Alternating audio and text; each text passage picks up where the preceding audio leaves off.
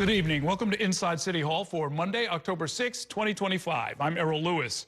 Barely a week after dropping his re-election bid, Mayor Eric Adams traveled to Albania today, the start of a 4-day trip that's been raising some eyebrows here in the city. Meanwhile, among those candidates who are still in the race, there was more mudslinging aimed at frontrunner Zoran Mamdani today.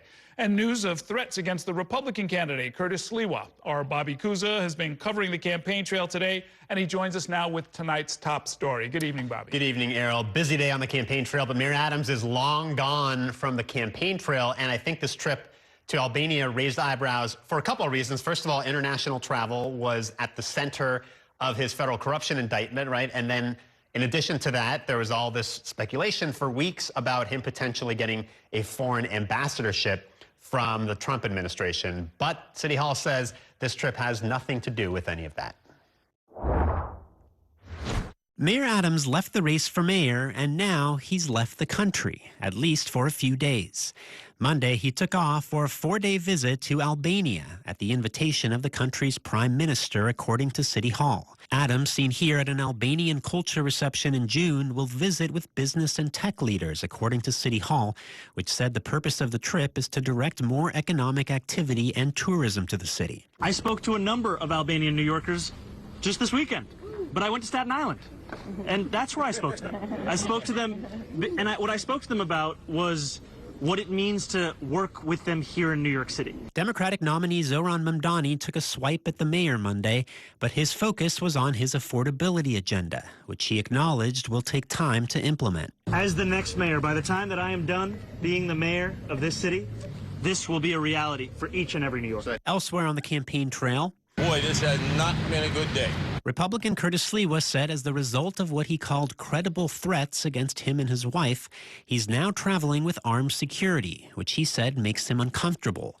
He called for ratcheting down the heated political rhetoric, including fear-mongering about Mamdani. It's as a result of a frenzy of people out there who are probably unstable to begin with, who believe that I have to drop out of this race, or that it'll be the end of New York City as we know it. He has a problem with the truth, that young man. But in an appearance on ABC's The View and at a later news conference, former Governor Andrew Cuomo only sharpened his attacks on Mamdani. He's a champagne socialist. What he has been talking about is garbage. We're now having a real conversation, and it's not just on TikTok.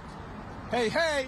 Cuomo attacked the Democratic Socialist as a hypocrite for holding a lavish wedding in Uganda and maintaining citizenship there despite its draconian anti-gay laws. Cuomo also echoed news first reported in the New York Post that Mamdani and his father were photographed alongside a top Ugandan official who's pushed those anti-gay laws.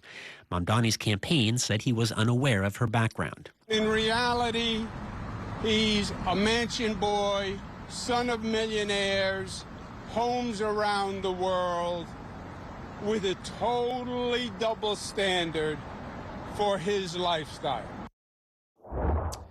And as for Mayor Adams, city taxpayers are footing the bill for his travel to Albania, although the Albanian government is paying for his lodging and his travel while he's on the ground in the country. Do we know whether or not there are like local businessmen? That was the pattern that led to all of the troubles in the past. Right, and he is meeting, according to City Hall, with businessmen and tech leaders to talk about generating economic activity here in New York.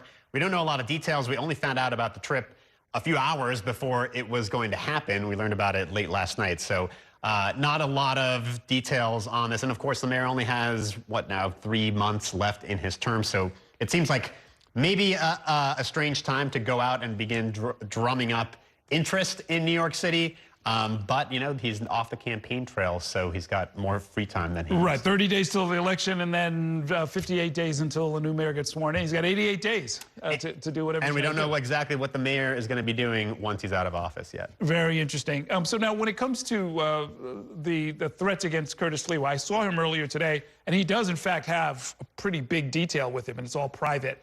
Why didn't he just use the NYPD protection that would have been offered to him? He was actually asked about that today, and he said he thinks the NYPD has enough on their plate. He said it's an option that would have been available to him but he has the campaign funds to pay for his own private security, and he decided to go about it that way. And he said he's not comfortable with this. He said he's used to being on the street, and we see him. He's campaigning on the subway. He's never been afraid to go anywhere, and he said he's going to keep up that type of campaign schedule, but now because of this very credible threat, according to him, he's got to do it with security. All right, thanks, Bobby. And while the candidates are crisscrossing the city on the campaign trail, some are ahead and others are behind in the race for money. Our Courtney Gross went through the campaign filings and joins us now with a closer look at the numbers. Good evening, Courtney. Good evening, Errol. Bobby was just talking about what Curtis Sliwa was doing with some of his campaign cash. We know that Zohran Mamdani has been ahead in the cash race, not only ahead in the polls, but is ahead in the campaign cash race as well. But the latest campaign finance filings, which were due on Friday, shows that Andrew Cuomo is raising some serious cash as well. Let's pull up the net contributions there. You can see Cuomo raised $895,000 during the last filing period. Curtis Sliwa, $423,000. Zohran Mamdani, $410,000. And you can see there Eric Adams with a negative raising there. That is because he had to refund some money. I guess this is why potentially he dropped out of the race. He knows, he did say in his explanation that this was one of the reasons why he dropped out of the race. And what happened when Eric Adams dropped out of the race? Well, who benefited from that? In the 36 hours that was in this campaign finance filing, Andrew Cuomo pulled in 40% of the entire money he raised during the entire month-and-a-half filing period, raising $376,000. For comparison's sake, what did Zohran Mamdani raise during that filing period? Only about $2,100. We should note that Zohran Mamdani said that he was done raising money at the beginning of September, that he had met the matching fund cap. It didn't necessarily need any more donations, but people continued to donate to him nonetheless. And where do things stand overall? How much cash estimated do all of these candidates have on hand? Zohran Mamdani still ahead there with $5 million.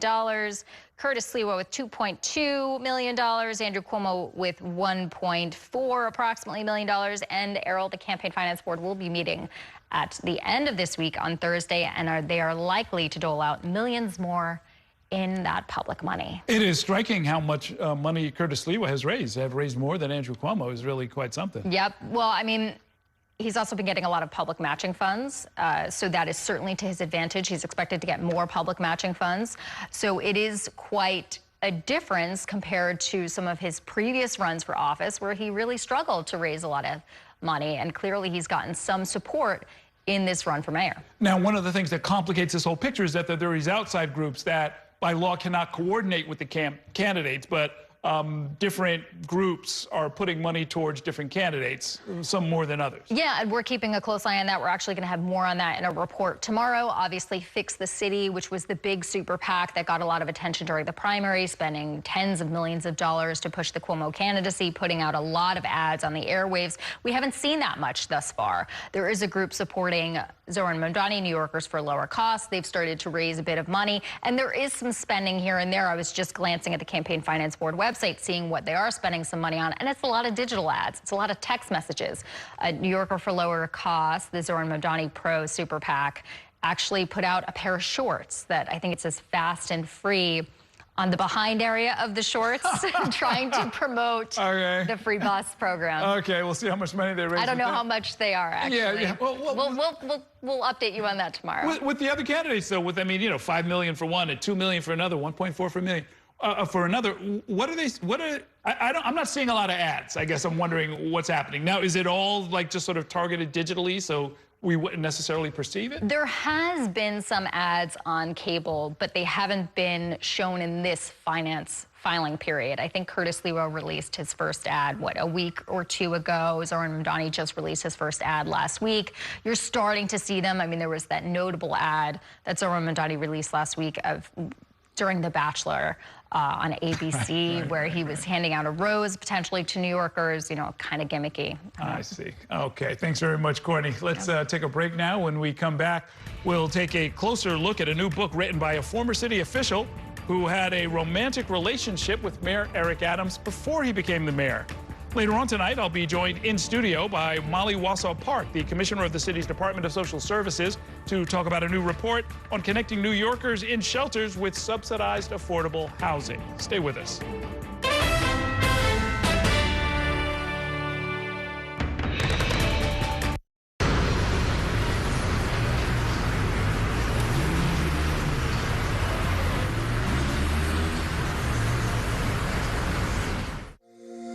Every day tells a new story. At Mornings on One, we're dedicated to bringing you the stories that matter most to start your day with in-depth coverage of the day's developing news. I'm Pat Kernan. Here are the stories we're following this morning. And weather updates every 10 minutes. Some morning sunshine possible, clouds take over. It's our responsibility to get you the information you need before you head out the door. Mornings on One, weekdays starting at 6 on the Spectrum News app. Free for Spectrum customers.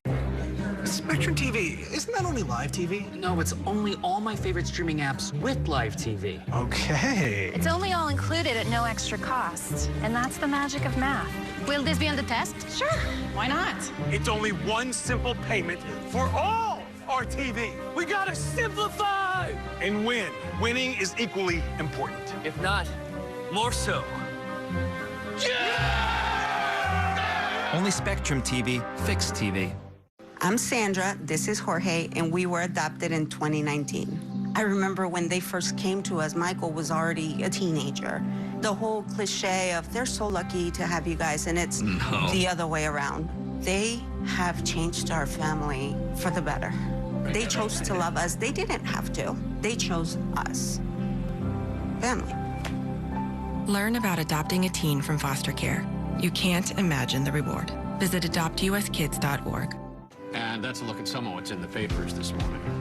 You're done with the sports section. Today's story is about the latest chapter for a beloved local business. It's a beautiful day with temperatures in the 60s, but showers are expected in the next hour. In a city that's always on the go, it's important to stop to hear the stories that connect us. The news that matters to New Yorkers. That's what brings us together. That's Mornings on One. Weekdays starting at 6. Exclusively on Spectrum.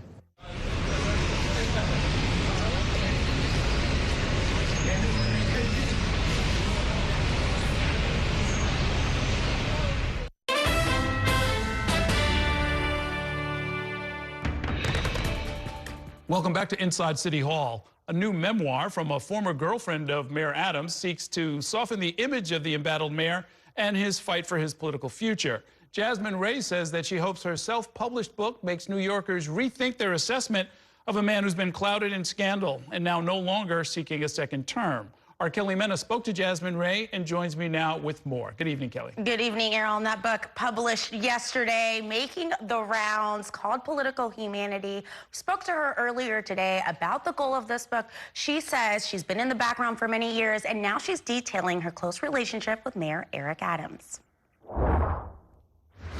She loved the mayor in secret for years and even worked for him briefly. Now she's ready to tell her story.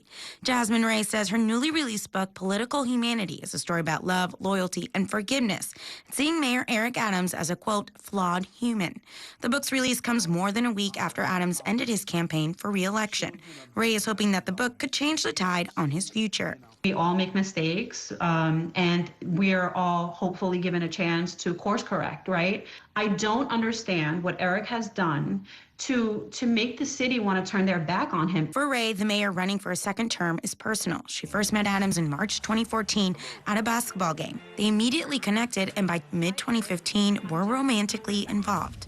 But then in October 2016, Adams had his sights set on Gracie Mansion and abruptly ended things. It was very shocking, very sad. I need to protect you from my life. I am doing this thing and I am distracted by our friendship. It wasn't until the fall of 2021, after Adams won the Democratic primary, that they would speak again. Adams wanted her back on his team.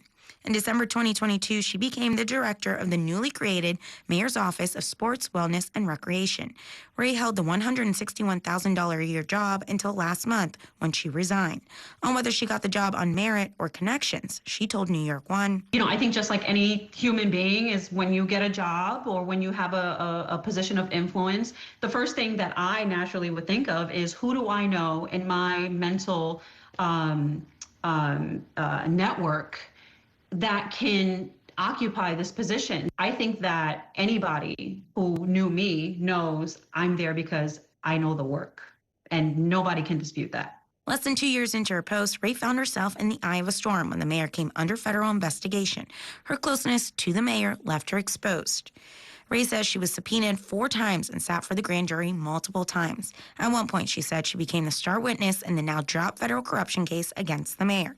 The mother of 2 says she would have testified, but doesn't believe the federal investigators presented a strong case. It's tacky. If you did this thing, just apologize to New York. I think New York is going to be like, okay, he asked for airplane upgrades. Who wouldn't? I would. The mayor's office confirmed last month that the two had a relationship, but 10 years ago, not while Adams was in office. Ray said the book is about placing Adams in a new light and giving him a chance at redemption. And you'll get the truth behind what happened with this man, what he really cares about, and who he really is. And I think that we need to take a second look at him.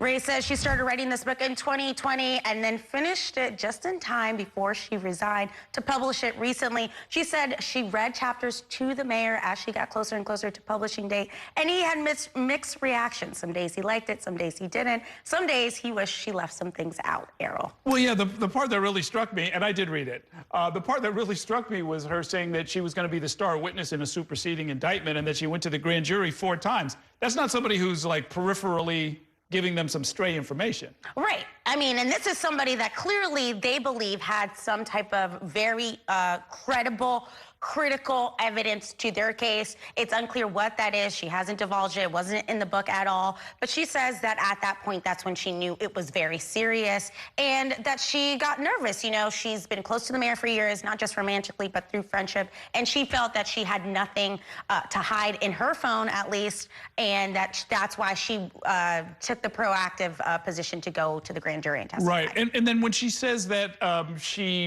this job that was created for her, there was nobody ever in that position before, there's nobody in the position now, it was essentially created for her. And she's saying that that was some process other than the personal favor of the mayor? Yes. She says that she got that purely on merit, that the mayor saw potential in her. He wanted her to continue her work, whether it was through wall ball or another sport, and that's why he created that position for her, and she stands by it till this day. Okay. Thanks very much, Kelly. Public transit advocates are highlighting the importance of specific projects, hoping to garner support from the candidates for mayor ahead of the election next month. A report from the nonprofit Riders Alliance delves into a dozen major bus improvement projects that could help speed up some of the city's slowest commutes. Our Olivia Leach has more in this report. Riders who depend on the bus along Fordham Road in the Bronx say they're fed up with slow and overcrowded buses. Oh, it's terrible. I find it ridiculous. It's not running well, like it should be. Rush hour, it's out of control. It's like impossible to even get on the first bus that you see. It's slow. How slow? If you miss it like 15, 20 minutes, you gotta wait.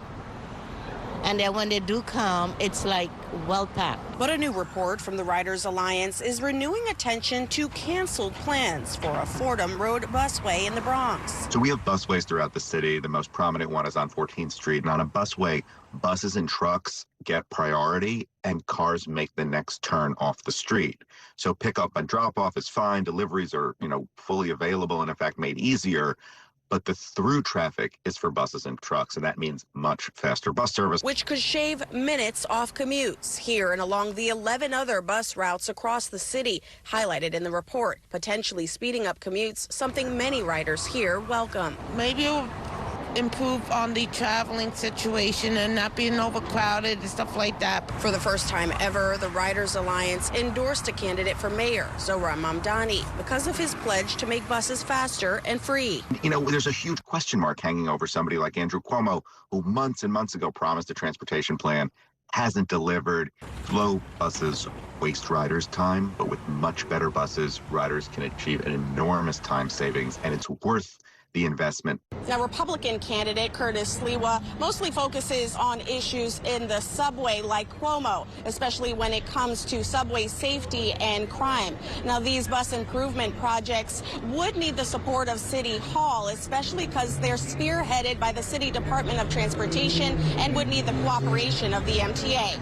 In the Bronx, Olivia Leach, New York 1.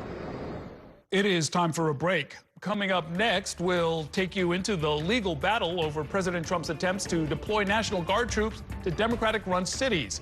A report from Washington, D.C. is coming up in 2 minutes. Stay with us.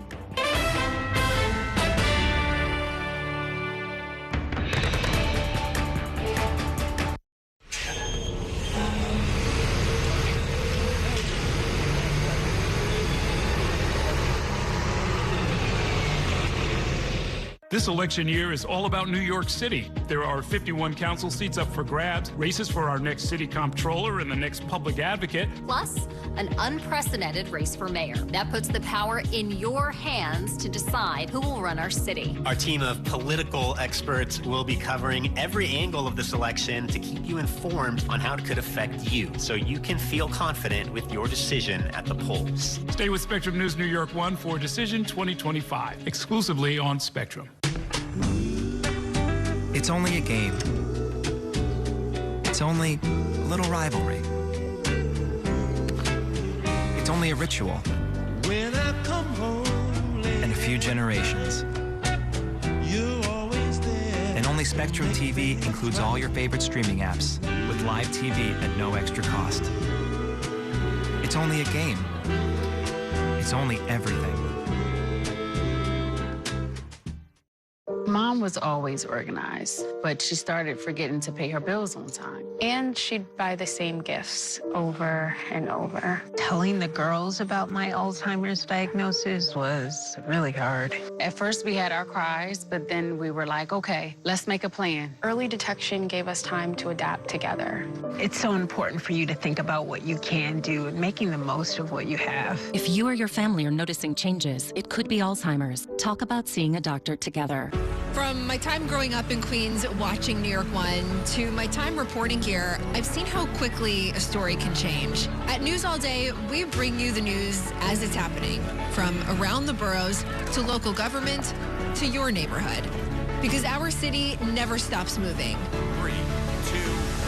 Hi, I'm Shannon Ferry with the day's developing stories. But first, stay up to date and informed with News All Day, weekdays from noon to 4.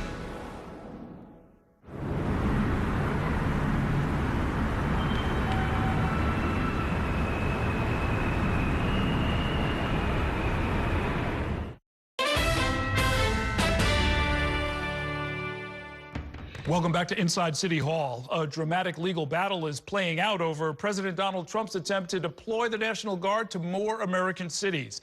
The Democratic governors of 2 states are pushing back, calling the deployments unnecessary, un-American, and illegal. Spectrum News national political reporter Taylor Popolars has the latest from the White House. President Donald Trump's attempt to deploy troops to cities run by Democrats is facing pushback from state and local officials and the courts. The White House Monday was undeterred. Why should they be concerned about the federal government offering help to make their cities a safer place? On Saturday, a federal judge blocked the president's attempt to send the Oregon National Guard into Portland. The judge, appointed by the president during his first term, said the Oregon troops were not needed because the protests were, quote, not significantly violent or disruptive. The White House then tried to sidestep the decision by deploying troops from the California and Texas National Guards. The judge issued a new order Sunday night, temporarily blocking any troops from being sent to Oregon until at least October 19th. The president is also trying to send 300 Illinois National Guard troops and some from Texas to Chicago, but Illinois and the city filed a lawsuit Monday to stop it. Donald Trump is using our service members as political props and as pawns in his illegal effort to militarize our nation's cities. A separate federal judge in Chicago ruled Monday that the Trump administration has 2 days to respond to the suit. In the meantime, the deployment of troops was not blocked. The president repeated Monday that he thinks troops are needed to protect federal immigration agents from protesters. Why is it that a governor wouldn't accept free help from regardless? I mean, whether it's National Guard or the military or anybody. California Governor Gavin Newsom said Sunday night that America is on the brink of martial law because of the president overriding multiple governors. President Trump also said he is willing to invoke the Insurrection Act if necessary, but so far he does not feel it has been. The act allows a president to deploy active duty military in a state against a governor's approval if specific conditions are met. Reporting at the White House, Taylor Popolars, Spectrum News. It is time for a break. Coming up, I'll be joined by Molly Wassall Park, the commissioner of the city's Department of Social Services, to talk about a new report detailing the success of the agency at helping homeless New Yorkers get into permanent subsidized housing. Stay with us.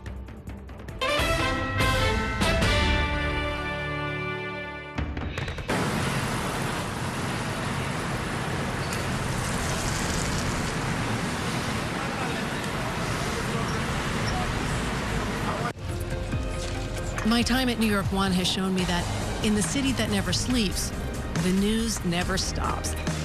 So as the day winds down, turn to the rush hour. Good afternoon, I'm Monica Burke.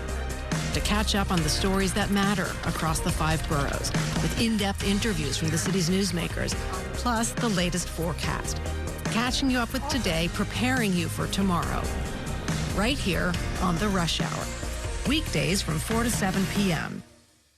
There's an international travel plan with Spectrum that was an additional $10 a month, as opposed to paying a ridiculous amount per day for roaming fees. This literally felt like my old phone carrier was reaching their hand into my wallet and just helping themselves to some of my cash. I like having no surprises when it comes to my cell phone bill. And with Spectrum, that's been the case. So it's saved me a ton of money. Real customers, real savings. To see how much you can save, visit spectrum.com/save. I'm Chris Jakimick. I served in the United States Air Force, and I deployed 3 times. So in 2017, I was serving as an Air Force First Sergeant. Our motto in that role is, my job is people, everyone is my business. But unfortunately in that year, I would lose my own brother, Lance Corporal Adam Jakimick, to suicide. The majority of veteran suicides are from guns. I store my weapons securely, not only for myself, but for my family. My service never stops. At Spectrum Noticias, we recognize that our New York City community is vibrant and diverse. Spectrum Noticias delivers balanced coverage of the stories that matter in our communities and across the country.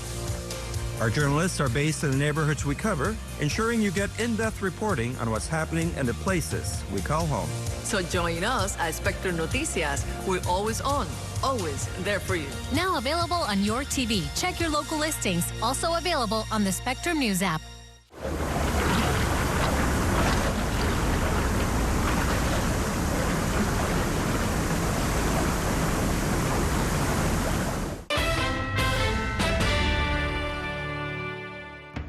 Welcome back to Inside City Hall. A new report from the city's Department of Social Services details the record-breaking progress that the agency has made in connecting New Yorkers to permanent housing.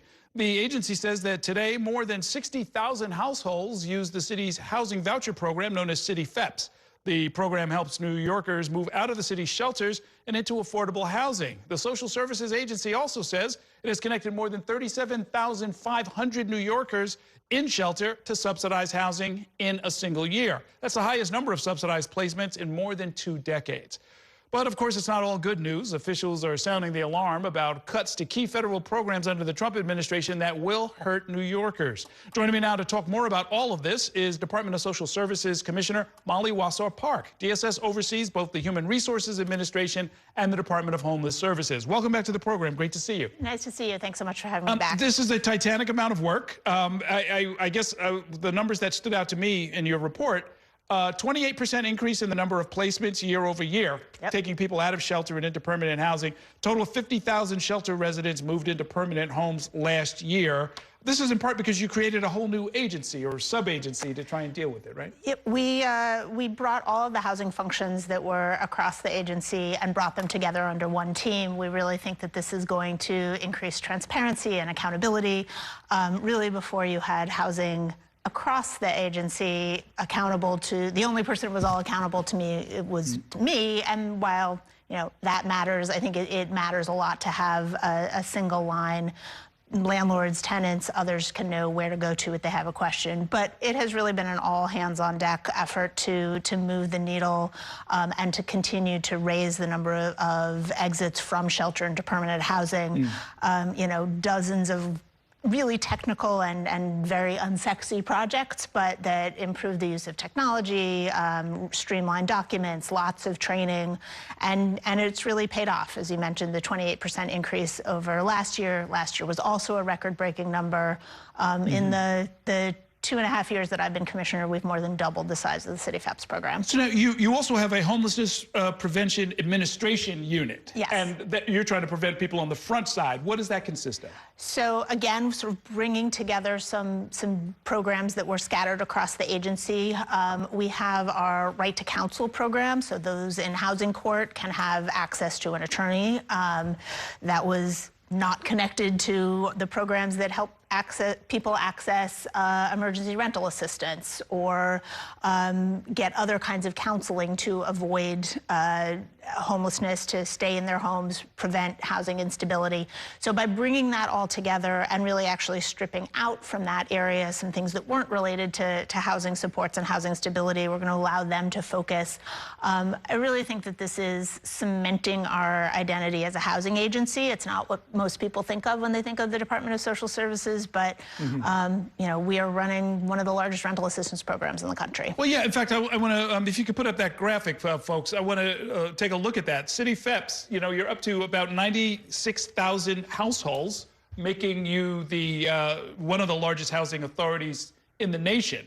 So that's the charcoal portion on the extreme right. That shows kind of where we're up to as far as the numbers who are being served by all of this. Yep. You have a lot of other services, but City FEPS is I guess, the engine that really drives all of this. Yep, we've got about 60,000 households on City FEPS, and then another close to 30 or so on other forms of rental assistance through the HIV/AIDS Administration, the state's FEPS program, a few other things like that. But City FEPS is where the growth has really come. Are we indirectly driving up the cost of housing by having the city pay for so many apartments? So we set our benchmark our rents, the rents that we will pay to the HUD established or federally established fair market rent, and that is by definition the 40th percentile for rents around the city. So this is something that gets reassessed every year. So I'm quite confident that we are benchmarking to moderate rents in the city.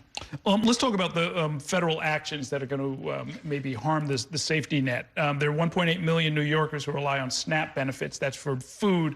About 500,000 of those are kids. Yeah. What's likely to happen in the near future? So H.R. 1 made a number of very significant changes to the SNAP program. It requires us to implement new work requirements, and we actually got guidance from the USDA late on Friday that those are slated to go into effect very, very quickly. There's going to be a large swath of New Yorkers who are going to need to meet work requirements in order to qualify for food benefits. It reduces benefits that many households are eligible to get. It eliminates SNAP benefits for certain categories of legal immigrants. And then significantly, it shifts a lot of costs from the federal government down to the state and then ultimately to the local level. That might not be felt immediately by the households, but when we talk about City FEPS, that's a very large city tax levy funded discretionary program. If we are now responsible for covering significant costs that should be a federal responsibility, that puts strain on City FEPS as well.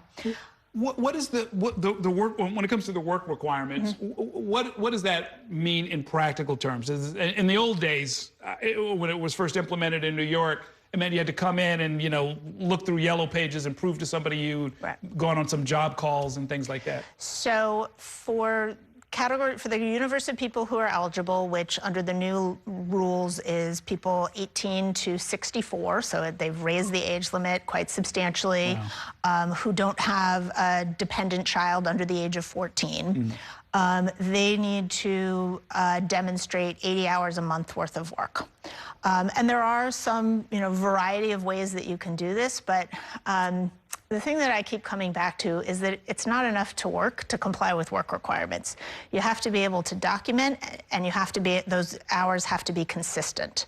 So, for example, I was in Washington, D.C. and at a hearing, and there was a home health aide who was testifying in front of the committee about the impact of SNAP work requirements. She worked multiple jobs, but if one of her clients goes into the hospital for a week, she doesn't have work hours. She works when the agency calls her. Right. And so, in a world where a lot of people work in a shift economy, a lot of people work in a gig economy, being able to consistently document that you meet those work requirements is really challenging.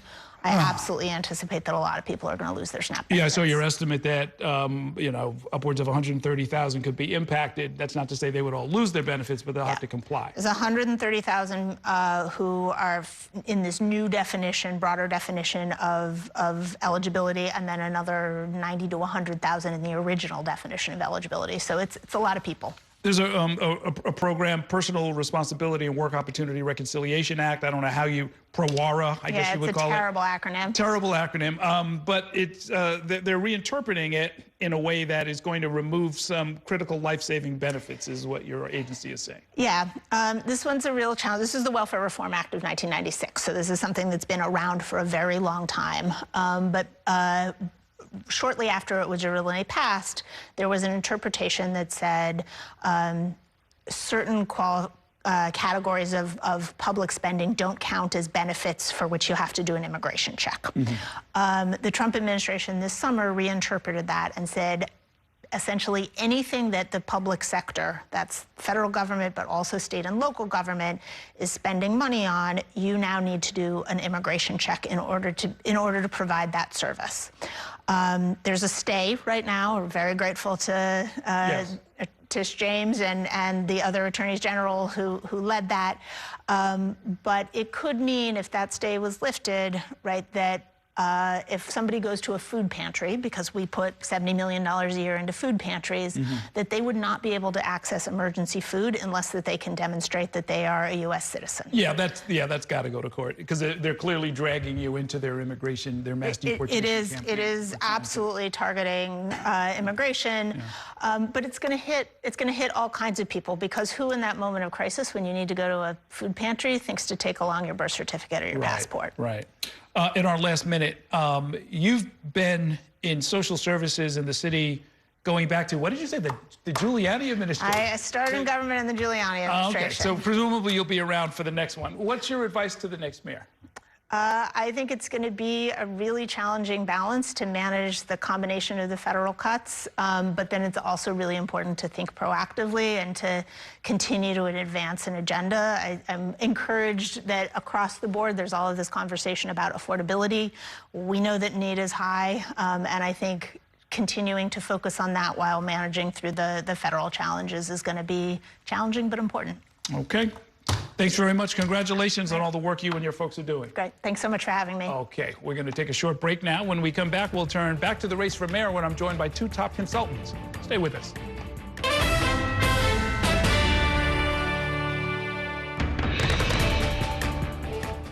The next downtown local 6 train to Brooklyn Bridge City Hall will arrive in 2 minutes. After 30 years of forecasting for New York, I've learned it takes a dedicated team to cover all the weather our city has to offer. I'm so honored to be a meteorologist here at New York One, because as a Brooklyn kid, this is the station that I grew up watching. Morning, noon, or night, our team is here to bring you accurate forecasts you can count on, from severe weather updates to our weather on the ones. Watch the New York One weather experts on your TV and on the go with the Spectrum News app. Your entertainment the way you want it. With Spectrum TV, all these streaming apps are included at no extra cost. So you can watch anything. Movies, series, sports, reality, news. Here's a look at today's top stories. Exclusive originals. We await your orders. And even more of your favorites with live TV. Stream across your devices and enjoy anywhere. See you later. Get it all with Spectrum TV. I'm an ex-drug dealer, and I'll be your sub today.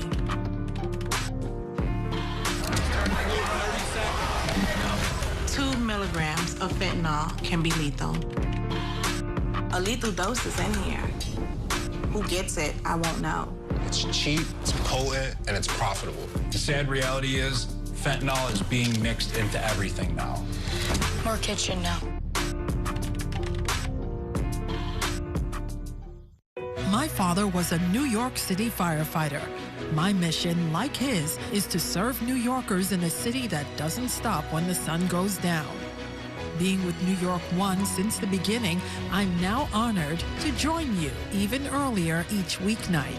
Starting at 8 with New York Tonight, we'll explore the latest news developments, followed by New York One at 10 to wrap up your day. So join me each weeknight starting at 8 right here on New York One.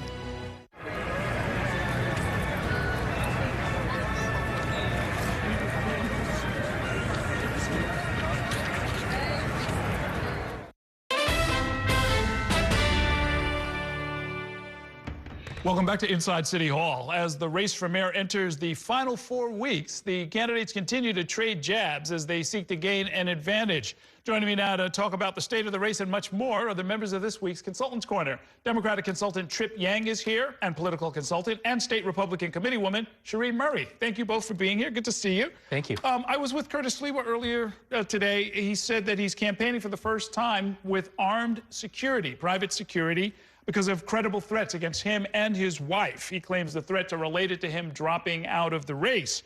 What's going on there? I mean, I just assumed when I heard that millions of dollars put into advertising saying that this is an existential race and our way of life is at stake and all of this kind of stuff, it just amps up, it raises the temperature so high, it only takes a couple of crazy people, really only one, to really buy into that, and then here we are. Absolutely, as we've seen with the recent assassination of Charlie Kirk, how unfortunate that the political rhetoric has brought violence onto our political leaders. And so, you know, Curtis said that he pondered it over with his team over the weekend and deemed these threats to be viable. And so one can only take him at his word. We're used to seeing him as a guardian angel going out and protecting people. And now he's even declined police detail, right? He's funding it himself as just because the police department is understaffed. And so he's taking money out of his coffers to protect himself and his wife. I think that's very admirable. Yeah. This is no longer a Republican, well, it's not ever a Democrat or Republican issue. This is really a pandemic across America. The issue of political violence, extremism, gun violence, of course, Charlie Kirk, some of the threats against Curtis Sliwa, and of course, Zohran Mamdani, who would be the first South Asian and Muslim American mayor of the city of New York. He's been dealing with credible death threats for months, ever since the primary. And so all of this has to be condemned. At the very base minimum, if you're a Democratic nominee or Republican nominee for a major office, such as the mayor of the city of New York, you probably should have police detail, you know, from the get-go once you win the nomination. Would you both agree with me that some of the advertising, some of the messaging, especially from some of the outside groups, has really sort of created an atmosphere that's conducive to this kind of extremism? I would say on the GOP end, some of the more extremist, Islamophobic, xenophobic attacks. Senator Ted Cruz recently called Mamdani some of the most xenophobic things that you've heard in this year of 2025. And so on the GOP end, you've seen some of very explicit racist and xenophobic, Islamophobic attacks for sure. I beg to differ. I mean, we've heard calls of racism. I'm a Republican. I fall under that bracket, and I'm no racist, right? I'm not one that ascribes to violence, but that's what we're seeing. There's a lot of divisive rhetoric that's coming from the likes of AOC, Jasmine Crockett. The hierarchy of the Democratic pool is really skewing. Let's just keep it to the city, though. I'm talking about the ads that we've seen that suggest that, you know, something evil is lurking in the election season. The otherism of Mamdani is very real. By the way, he's not the first candidate who's experienced this. In 2021, Eric Adams experienced, I would argue, some racist attacks during the election. I would say John Liu, when he ran for citywide office, some of this, are you a foreigner? Are you not really an American? And by the way, no one is saying all Republicans are racist. I actually think it's a very small sliver of extremists. But, you know, racial extremists tend to be more on the GOP side more often than not. Let me move to a different topic. The attacks on Mamdani by Andrew Cuomo in particular, he went back to it again today, for having middle-class parents. Do voters actually care about that? Listen, he did not move the needle in the primary election. He got beat handily by Mamdani, and to run the same playbook is not going to work in the general election. See, he's assuming, I mean, and when you ask his team, they're assuming, they're saying, well, it's a different electorate this time. So maybe it didn't work with Democrats, but it might work with this larger... I agree with my friend across the aisle on this issue. You know, look, Andrew Cuomo, in 80, 90 days, probably going to move back to Westchester when he gets his second loss of the year. Look, in all seriousness, when you look at this polling in this race, Mamdani favorables tend to be 10 to 12 points above water. What that means for viewers back home is that he's pretty popular with voters. When you mix in Democrats, Republicans, Independents, at plus 10 to 12 is really good. Cuomo's generally at minus 10 to 12. He's very unpopular, and unlike Curtis Sliwa, Republican voters actually like Curtis Sliwa. So Andrew Cuomo, he's kind of stuck in political no man's land. Oh, he was on The View today. They seem to like him. Those ladies seem to like him. Well, the sitting mayor, who is now not running again, is in Albania today. Yes, I think he's still there as we speak. What's that about? I guess he's really checked out. Well, yeah, he is a lame duck at this point, and we'll say he's not vacationing, but, you know, these are some of the issues that warranted him receiving that federal investigation when he was cozying up to Turkey and all of the foreign you know, relationships that we've seen come out in his tenure. And so, you know, he says he's trying to tout the economy here, build relationships for New York City, but we'll see what becomes of it, as I don't believe that he has any media with him. But it's ironic that, you know, Albania is paying for his lodging and his transportation on the ground while city taxpayers are paying for the rest of his trip. I don't know if it really matters for the function in New York City when you have 80-something days left of Eric in office. Look, the city's been functionally run by folks like the first deputy mayor, Randy Mastro, the previous first deputy mayor, folks like the police commissioner, the city planning commissioner, et cetera. You know, you have experienced city bureaucrats running the day-to-day of city government. You know, if Eric wants to have fun in his last 80 days, just let him have fun. Yeah. The swagger man with no plan. Right, let's take a short break. We've got more to talk about with these consultants. We'll do that in 2 minutes. Stay with us.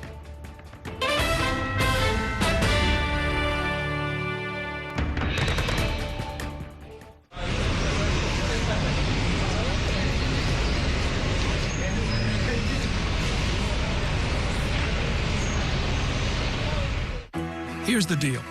People need a place to explore national issues that have an impact on their community. To understand those issues better, we're bringing together our team of local political journalists from across the country to break down what's happening. So join us every week to catch up on the key stories making a big difference across the nation and in your local community. Watch The Big Deal with Errol Lewis Friday nights at 9 on Spectrum News New York 1. Available on all of your favorite devices exclusively on Spectrum. My name is Gail, and we are in my showroom for Flores Fire Design House. Getting Spectrum set up for my business was extremely smooth. They had it set up within an hour, and I was online and ready to go and run my business. Spectrum helps me stay online. You know, I have to be able to be online at 5 a.m. when the market's open. Without Spectrum, it wouldn't be possible. Get up to 4 months free when you bundle award-winning internet. Visit spectrum.com/business to learn more.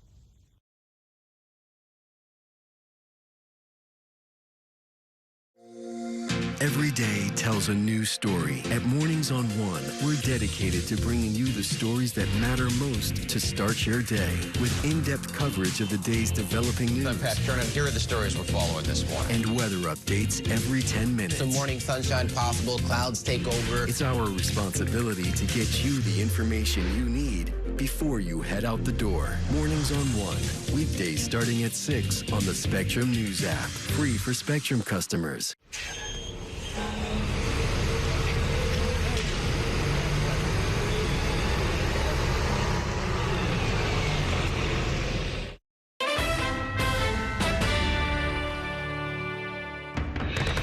What would you do if love came with shadows? Hello, I'm Eric. Hi, Eric. I'm Jasmine.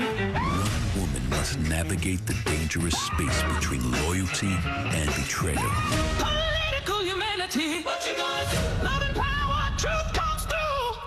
Shadows of betrayal. Legacies call. Standing tall when the wall falls. Tonight we start with the controversial investigation of the mayor. When your grandfather's legacy is known as a...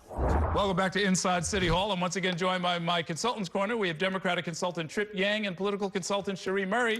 And they were both smiling through that intro. I love this story. I will tell you, having read the book, it doesn't quite live up to the trailer, but the trailer's pretty good. What would you advise a client to do when something like that is kind of lurking out there? If Eric Adams was my client and a trailer like this is lurking out there. You tell them go to Albania. I'd say, you know, just stay focused, no distractions, and grind. Okay, look at this. That's pretty salacious. I am in awe. Her book is $7.99. I think this is made for TV. I would like to see Tyler Perry, as you said, pick this up and make this something that we can watch. It's pretty entertaining. I mean, his ex-girlfriend putting out a tell-all book just as he exits the race for mayor. Wow. Yeah, I don't know. You know, I was hoping that more would be told that would be of interest to the political class, and it doesn't quite live up to that. Although there's some tantalizing hints where she says she's pulled aside by prosecutors who tell her she's going to be the star witness in a superseding indictment, and I'm thinking, oh boy, here we go. You know, this is about 100 pages in, and it doesn't quite follow up. It feels like one of these straight-to-home DVD type of movies that you watch on reruns 20 years from now at 2 a.m. in the morning, you know, it just comes back on. I hope you get your $7.99 back. No. It was money well spent. I mean, we learned some things there. Let's talk about the other scandal that's going on, which is we're in, what, day 6 of the government shutdown? Yes, we are. Who is going to get blamed for this? Well, right now it's the Schumer shutdown, right? The House Republicans have passed a bill, a continuing resolution that is just placed on the desk of the senators, and Chuck Schumer decided to make modifications, amendments to that, and they're calling for the restoration of some of the funding that was pulled back by the BBL, as I like to call it. We all like a BBL, the Big Beautiful Law. And so, you know, it's up to the Democrats. The last shutdown under the Trump administration went over a month, 35 days, I believe it was. And so we'll see, you know, the Republicans aren't blinking right now, and neither the Democrats, but there's major loss for, you know, the American people, the working class. If you look at the polling recently, more Americans actually blame the Trump Republicans for the shutdown than congressional Democrats. Look, at the end of the day, tens of millions of Americans will lose their health care if, you know, Trump's one big ugly bill continues. And so, look, it's very clear at which party Americans are blaming this on.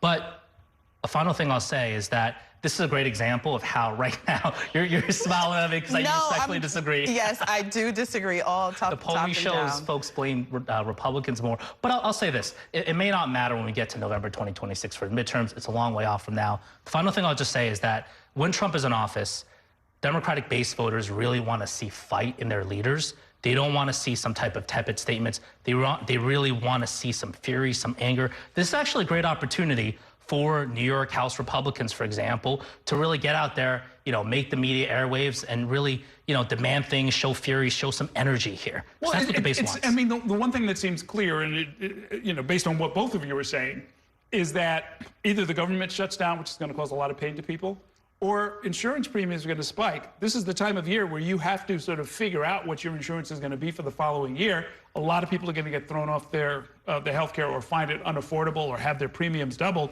There's going to be pain either way. And again, the question becomes, are they going to just blame it on the political class as a whole? Because if so, that's not going to work for the incumbents, right? Well, we elected them to work on behalf of the American people, and right now they're not working on behalf of us, right? We have the WIC program that's going to suffer, along with health care that's going to suffer, but I do disagree. It's not millions and millions of people are going to be kicked off of their health insurance.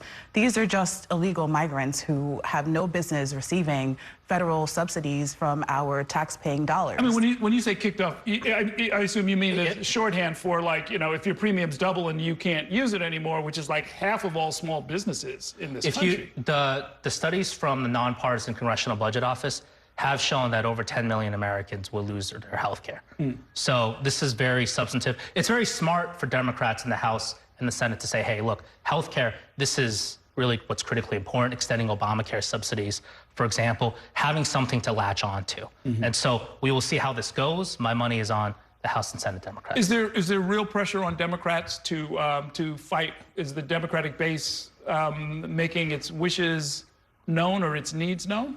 What the Democratic base really wants is just to show leaders that, you know, have leaders that really show fight, show energy.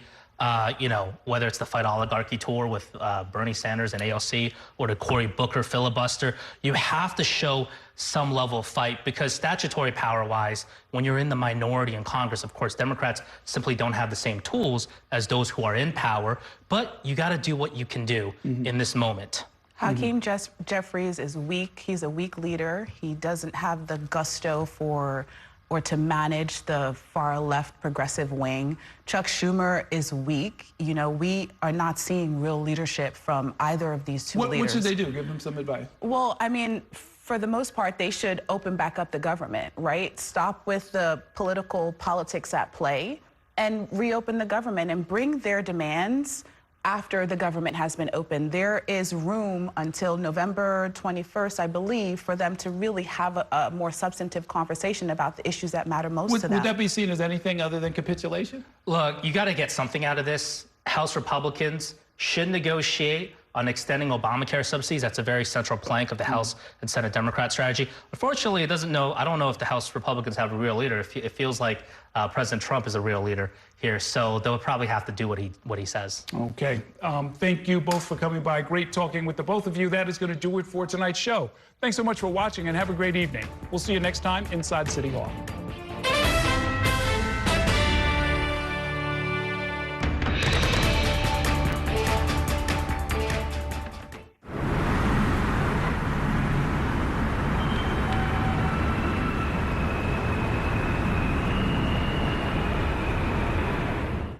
That's a look at some of what's in the papers this morning. You done with the sports section?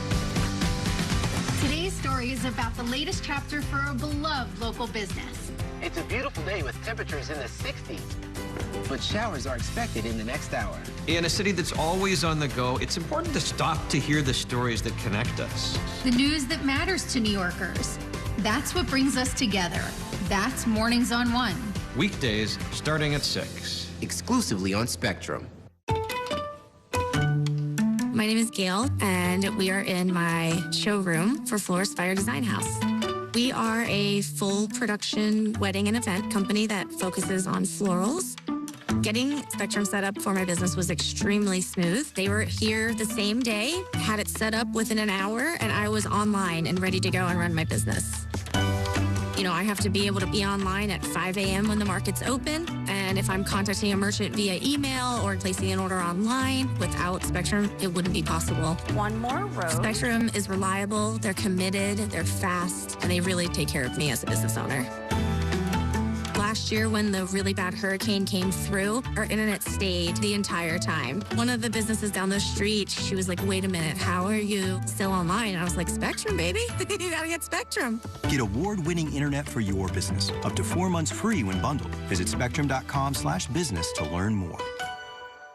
This election year is all about New York City. There are 51 council seats up for grabs, races for our next city comptroller and the next public advocate. Plus, an unprecedented race for mayor. That puts the power in your hands to decide who will run our city. Our team of political experts will be covering every angle of this election to keep you informed on how it could affect you, so you can feel confident with your decision at the polls. Stay with Spectrum News New York 1 for Decision 2025, exclusively on Spectrum.